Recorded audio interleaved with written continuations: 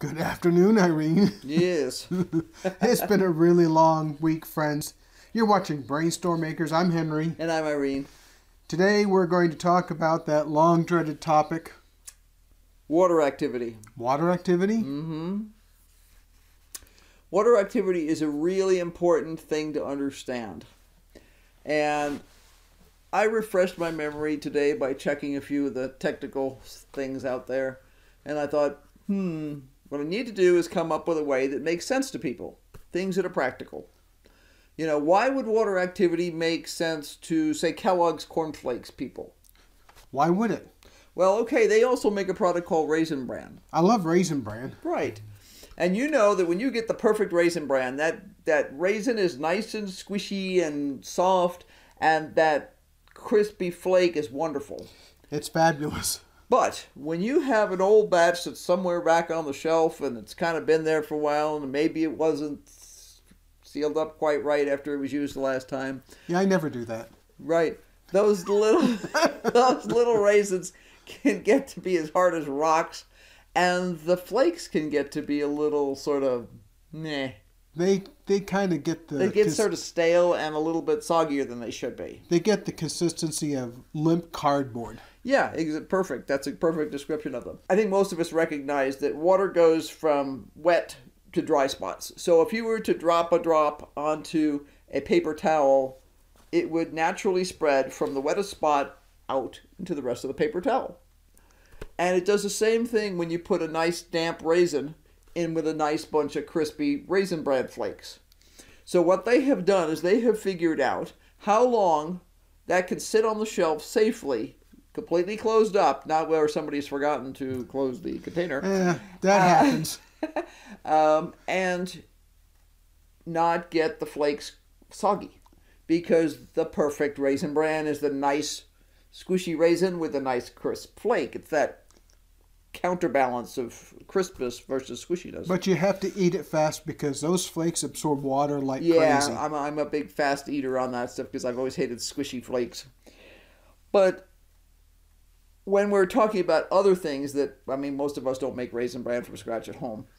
But we've never done that. We have never done that. We've made crackers, but never Raisin Bran. Not going to make Raisin Bran either. No, because I don't have a source of grapes that I would want to dehydrate to create the raisins, and then, yeah, right. No. Anyway, but for your home canner, your home preserver, why is water activity important? We've mentioned it a bunch of times over the last few episodes. Yeah, we talk about water activity in terms of pressure canning. Mm-hmm. We've talked about it in terms of water bath canning. Mm-hmm. But how is it that Grandma's preserves and jellies didn't kill us all? A lack of water activity. Because even though they were nice and moist and everything else, they were full of sugar. Now, how does that affect water activity? Sugar just stops that water from doing anything. I found a couple of cool charts, and I thought this would sort of help people understand. Yeah, this is sort of a condensed version of what you took in that big USDA approved class. Right. It's without doing the math, because I don't want to throw math at anybody. You don't need to do the math. As a home preserver, you do not need to do the math. You just need to pay attention to what the books tell you. So, for instance, I have a nice little chart, and Henry will put this up there. Distilled water has a water activity of 1. Yeah, so what they do is they define Unit 1 of water activity based on distilled water at a specific temperature because, strangely enough, water activity changes with temperature. Right, and pressure and everything else. The same way, that's why we have to be careful when we can. Because if you're at sea level, it's one thing. If you're at higher altitude, it's another thing. Tap water has more solids in it. Yeah, solids. What kind of solids? Minerals. So that's like and cooties. So that's yeah. So that's like iron and calcium and all those kinds of things. Like all the salts and stuff like that. Depending on where you are, arsenic where we are. Yeah, fortunately we don't have much arsenic anymore. No, they found which well had it in it and cut that well off. But Albuquerque has a bunch. They had to actually change the federal regulations so that the town met the regulations. Somehow that doesn't seem right. Yeah, in high school science, that was called fitting your data to the curve, not the curve to your data. Right, exactly. That was called cheating. Raw meat, for instance, has a water activity of 99. We all know that's very wet, and it's very available for cooties. So is that like a steak or is that like hamburger? Although the texture is different, the amount of water activity is pretty darn close. I mean, within a, way down the numbers list. And the problem is that the higher the water activity, the more cooties. Yeah, what kind of cooties do you get? Ooh, well, here we have a nice little list of cooties. And the levels of water activity at which they no longer function. Yeah, so what that means is they're not going to replicate. They're dormant. It does not mean you kill them, and that's a misconception that people have sometimes, that somehow when you put your veggies into a dehydrator, there's no cooties in there. They're still there. They're still there. They're just inactive. And the really bad thing is those spores can become reactivated in like an instant. That's right. The minute they've got water, they're back at it. But I've got a list of 4 different types of Clostridium botulinums, and they deactivate at between 0.97 and 0.94. Now, if water is 1, pure water in the form of distilled water is 1, you can see you're not having to take away much water before they become inactive. So are there any common foods that we eat every day that's around a 0.97? Oh, I would think so. Let's see. Milk, juice are both 0.97 actually. So when Irene says it doesn't take much water coming out of your product to make it resistant to those spores, right, it's really not a whole lot. And milk and juice have something else going for them. And what's that? Well, juice would have acid. And we know that acid also helps to deactivate. And milk, if there's any little bit of spoilage in there from the good cooties or the bad cooties, lactobacillus turns it acid. So again, you get the acid going. Escherichia coli, E. coli, becomes deactivated at 0.95. Yeah, how come you're reading off these lists? Because they're big words, and I don't want to get the numbers wrong. Well, see, they're big words. It's easy to read the words. It's just that I collected these particular cooties together because they're things we've talked about before. Botulinum issues, E. coli, salmonella. You have listeria on there? Yes, listeria is on here. That deactivates at 0.92. Now, that takes more water removal. Vibrio cholera. Something we don't normally deal with in the United States, but we can deal with it when we have flood circumstances, and you'll hear the call go out to people to boil their water. That's why. Because that's usually human fecal matter that has encroached into the water system because of flooding. Yeah. Because the minute you flood things, it messes stuff up. Now, how about Staphylococcus? Staph deactivates at 0.86. Takes even more takes water. More. Wow. Most molds deactivate at 0.8. And there is considered to be no microbial proliferation at 0.6. So if you get the water down below 0.6, the water activity down below 0.6, you're pretty darn safe. Now, what do we find as a food that has 0.6? Dried fruit. You mean like you go to the market and you find some dried apricots? Yes, dried apricots, dates, raisins, currants, craisins, the little cranberries that have been turned into raisins. All those kind of things are down about 0.6 or lower, and therefore nothing grows in them. Now, I remember in science, and probably, I'm guessing 5th grade, because Mr. Presley was really cool science teacher, we did an experiment where we took 2 slices of bread out of the same, and this was bread that didn't have a whole bunch of preservatives in it in those days. 2 slices of bread from the same loaf, throw one of them on the counter, and put the other one in a little bag, and leave them there. And come back in a week, and that piece of bread that's laying there on the counter, you could break it by hammering it. It was so hard. And chances are that piece of bread that was in the plastic bag was blue and green and white and pink and all kinds of colors from mold. Now, you may have remembered that I made some breadcrumbs several months ago. I had some leftover bread that had gone stale. There was no mold, no nothing like that. I ground it up. That's sitting in a jar on the shelf. We vacuum packed it. I'm not worried about it spoiling at all. No, that's really, really low water activity. When you use something like any of the newer Ball Blue books or one of the other dehydration books, some of the dehydration books get kind of fancy. They'll say, well, put it on a scale and weigh it ahead of time and then weigh it afterwards. The simpler ones will say, okay, it should develop a leather-like texture or it should snap when you crack it. And what that is doing is that's giving you how much water is left in it. Because the amount of water that's left in it is what makes it safe. So, all these things from the staff down to the, to the molds, all just sit there and sleep. Now, they're not gone. They're not going away. The only way you can make those things go away is pressure canning. Right. But, for instance, when you and I were first married and we were making jellies and jams, we didn't water bath our jellies and jams. No, we just used a ton of sugar. Well, there was a ton of sugar in there, and that if you did want to preserve them for a longer time frame, you poured paraffin on top. Yeah, so it was hot jam or hot jelly with hot paraffin on top, which was over 200 degrees. So. Right, and it just sealed it. Yeah. And because it's got so much sugar in it, it didn't spoil. You always ate it first. But it would have lasted virtually indefinitely. At some point the quality would have gone away, but that has nothing to do with, as with anything else, you leave it around long enough, and the enzymes and stuff sometimes will get to it or it's whatever. not a safety issue. No, it's not a safety issue. It just becomes a quality issue. Let's see. I wanted to make sure I didn't forget anything else. Oh, yeah.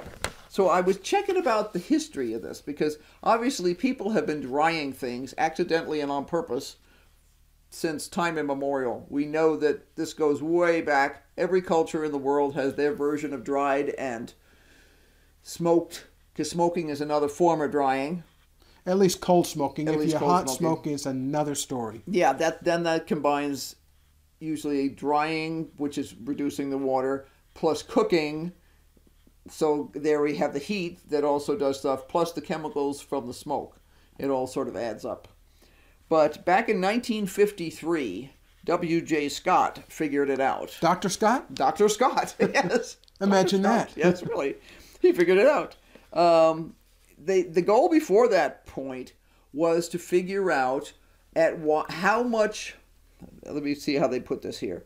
They wanted to equate the amount of water with mold and bacterial growth. So physical, like quantity. They wanted to be able to say, okay, when you have 50% water, you get like this growth, and when you... Dr. Scott figured out that that's not the way it works. He figured out that it wasn't the amount of water that was present, it was the water activity level. So I could have a very soupy syrup, but it's really high in sugar. It just didn't have the pectin that makes it turn into jelly or jam, but it's not going to be unsafe because it's got so much sugar in it that it's limited the water activity. And he's the one who figured that out back in 1953. So it's been around for a while. It's been around for a while. So it's the water activity, not the amount of water that counts. And this will vary from item to item. So your zucchini is going to be different from your apples, going to be different from anything else that you dry. This is another garbage in, garbage out moment. Yeah, don't put garbage in because you'll get garbage out. Garbage out, that's right. Now, it's one thing to use something like, we were actually watching a homesteader do this the other day, about a month or so ago. Her potatoes had started to naturally dehydrate. And instead of spoiling them, letting them spoil, or instead of canning them, which she didn't want to do at that moment, because she was short on jars, she decided to dehydrate them. And then you can make that potato powder that you can use for mashed potatoes if you want to. Or you could dehydrate them as chips and use them kind of like a snack. And you can, at that point, salt them or add spices or anything else you wanted to. Those were not spoiled. She made sure there were no rotten spots. or anything else. They were just naturally beginning to dehydrate, and she just accelerated the process by slicing them thinly, putting them into a dehydrator, and 12 hours later, they're little chips. Yeah. The moral of this story is that if you're going to preserve by drying, you want to make sure that you cut out any bad spots. If you have a bad spot, one of the problems is that if you get moisture into the good before you're really ready to use it, you're going to have all manner of bad stuff. Some of the cooties that Irene's talked about, they'll be back, and they could be back with a vengeance. Yeah, because they've already got a colony all sitting there waiting to go. Now, to remind people of this, there was a really horrific disease outbreak, because we think of these things as happening in third world nations. Legionnaire's disease. Yeah. Legionnaire's disease has to do with water activity. If you'll remember, what happened was it was an air conditioning system. Now, air conditioning systems normally pull the moisture out of the air because drier air feels cooler, and then you move the air around, everybody feels cool and comfortable. You don't have that sticky feeling that you get when it's humid. Legionnaire's disease has to do with water activity. All those cooties that we mentioned here, plus lots more, function beautifully in an air conditioning system that is not properly cleaned, because there's all kinds of condensation and stuff in there. You get organic matter, so there's something for it to feed on. Right. And it just sits there getting fat, dumb, and happy, and putting out all kinds of toxins. Toxic crap that people inhale, and then they wind up with Legionnaire's disease, which is a form of pneumonia. So, yeah, it's not as remote as we would like it to be. And it's really important as if we dehydrate things, whether we're doing meat, fish, veggies, fruit. It's an important concept. And it plays into a lot of the other things we would make, like jellies and jams and syrups. They recommend, generally speaking, that a significant percentage of the fruits and veggies be dipped before you dehydrate them. Some people don't like to do it. It's both a cosmetic and a quality issue. And it's one of those things you have to experiment with yourself. It's not going to be unsafe. It just may be unsightly. So, for instance, if you slice up apples and you would forget about, you'd be interrupted, the doorbell rings, they turn brown. They turn brown. The same thing will happen while you're dehydrating it. If you care, okay, now it's not just not appearance, it's also taste, because if you've ever tasted an apple that's been left out for a while, it gets a funky sort of off flavor to it. Yeah, this is pretty easy to control. All you need to do is dip it in ascorbic acid water. Citric acid, ascorbic acid, something like that. It works great. The advantage to ascorbic acid is it doesn't have that same citric flavor that citrus acid does. Citrus acid reminds me very strongly of lemon limes kind of all put together with the good parts gone. Well, it's a personal preference thing, but I do recommend in general that you dip. Now, one thing that is a problem for me and that has been removed from a lot of fresh... No sulfites. No sulfites. Sulfites have historically been used to preserve the color of things because they do the same thing that the citric acids and stuff do. But there's quite a few people out there that are allergic to them. It can be a minor allergy like mine where I just get an upset stomach, or it can be a major allergy where you go into anaphylactic shock and either die or wind up in the hospital using an EpiPen and fun things like that.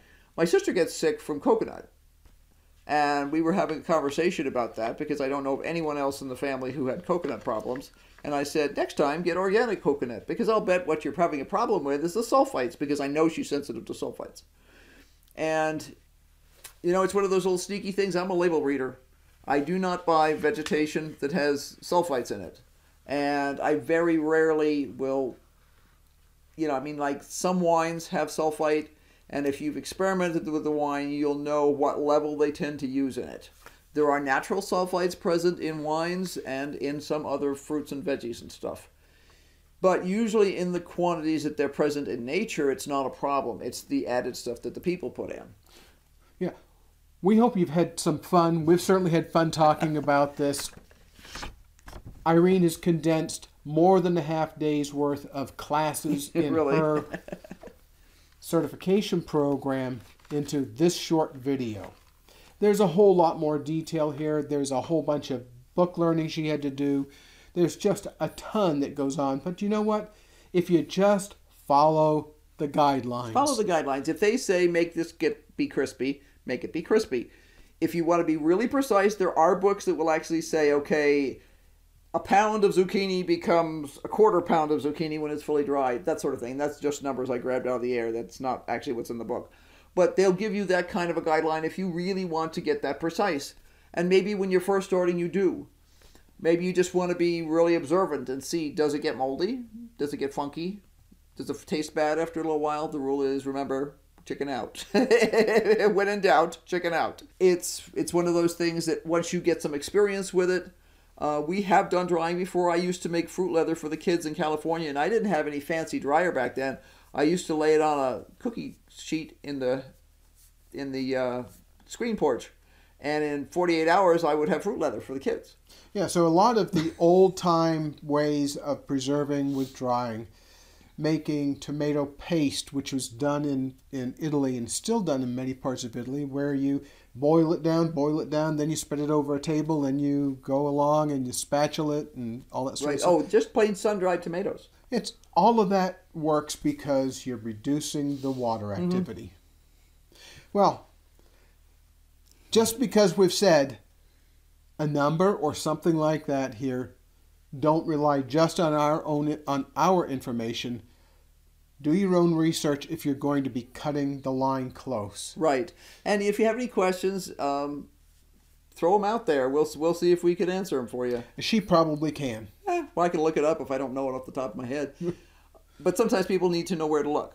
The newer Ball Blue books all have basic sections in dehydration. It's just part of the thing. If you were to look up cherries, for instance, it would have canned, frozen, this, that, the other thing, and one of those things would be dried.